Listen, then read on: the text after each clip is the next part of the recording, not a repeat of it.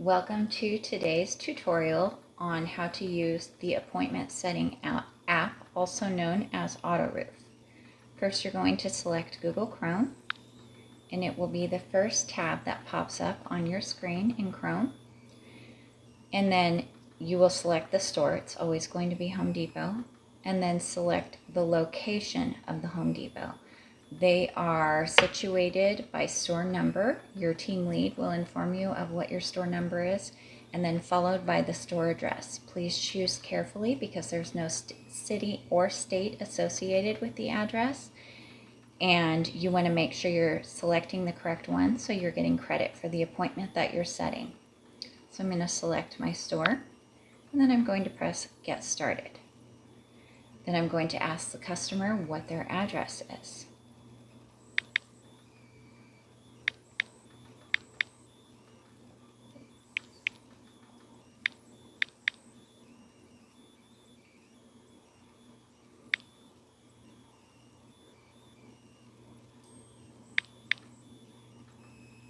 And there it is right there, auto-populated. And then I'm going to ask the customer approximately how much their monthly average electric bill is. So we're just going to select $361 a month. And then we're going to press continue. So once this screen populates, you'll see the red dot is in the middle of the roof. If the red dot lands anywhere else, like in the yard or in a tree, in the pool, in the street, you just use your 2 fingers and move it. Place it on the red dot, make sure it's in the middle of the roof. And then you want to make sure this irradiance button is on, so it will show the irradiance on the roof. The lighter the color, the more intense the sun exposure is on the roof. So now there are occasions when the roof is shaded intensely by a tree, like this example here. There's too much shading on the roof. It's not an error on the part of either Google Maps or this program. It's just that there are so many trees and so much shading on the roof that AutoRoof will not be able to generate the design for this home.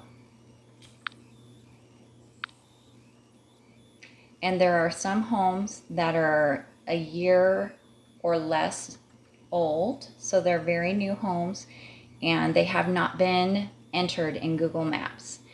You can try to search the home, but if it does not come up, ask the homeowner if their home is new, if they live there a year or less.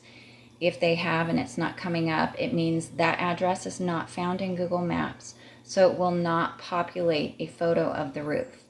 In that case, you would just go back and enter the city and state in the home address, and then you would hit continue, and it would automatically route you to the page where you can enter the customer contact information.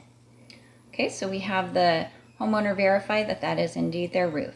Then we will enter the homeowner's name.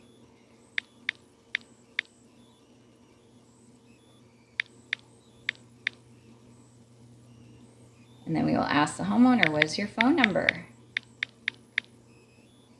And ask them for their email address.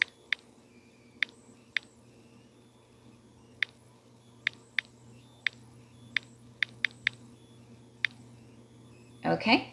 Then after we do that, we're going to put our tablet to sleep by pressing the side button on the right. We're going to use our sanitizing wipes, and we're going to wipe off the screen. And then we're going to wake the screen back up by pressing that button, that side button on the right again of the tablet. And then we're going to turn the tablet to the customer and ask them to please verify their name, phone number, and email address. And to read this clause below the continue button, it gives permission for us to call them. And then when the customer has confirmed all that, ask them to please press the continue button. I want to emphasize at this portion, only the customer may press the continue button. You cannot do that for them. Their spouse cannot do that for them. Their 5-year-old child cannot do that for them. Only the spouse may, because this continue button is in lieu of a signature, allowing us and giving us consent to call them. So it is very important that only the customer press that continue button. So we're going to press that, and then it is going to design and populate what the roof looks like with solar panels.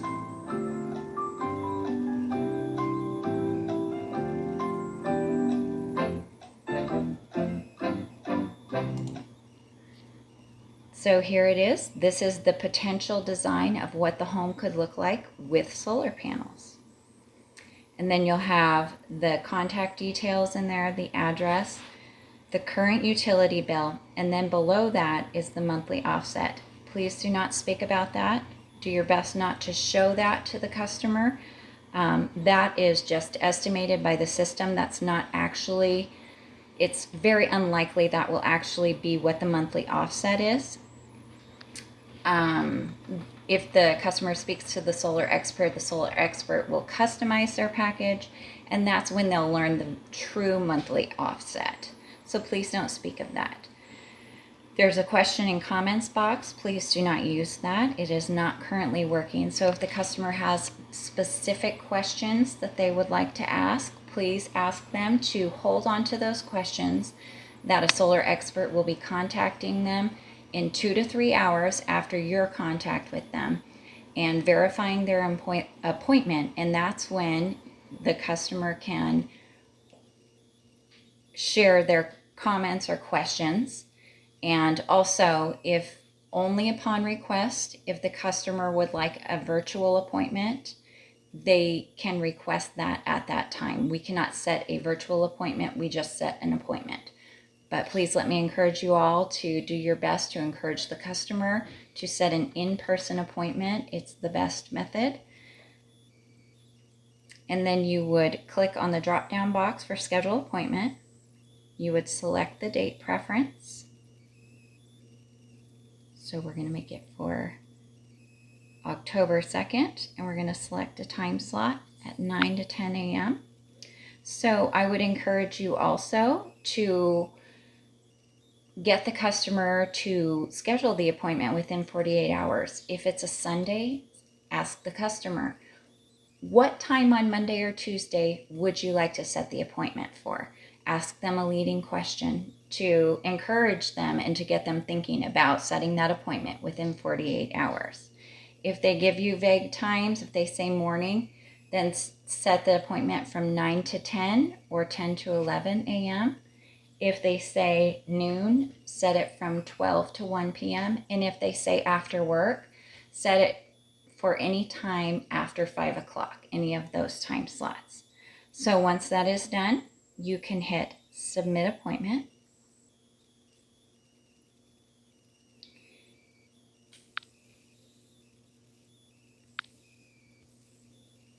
So let's backtrack about the email address. Some customers do not want to share their email address. So we have created dummy email addresses, and the format is the store number, the date, 01@sunnova.com. And you would go up chronologically throughout the day, 01, 02, 03, 04. So it would look like 234 920 01@sunnova.com. That's for the email address. Do your best to try to get the correct email address from the customer. But once the appointment is scheduled, you would fill out the appointment card like this. Julie has an appointment on 9/8/21 at 3 p.m. Circle the day of the week. Place your Home Depot gift card barcode side up on the other side of the appointment card and take your photo with your tablet. After that's all complete, you can give everything to the customer and wish them a great day. You have just successfully scheduled an appointment with a solar expert.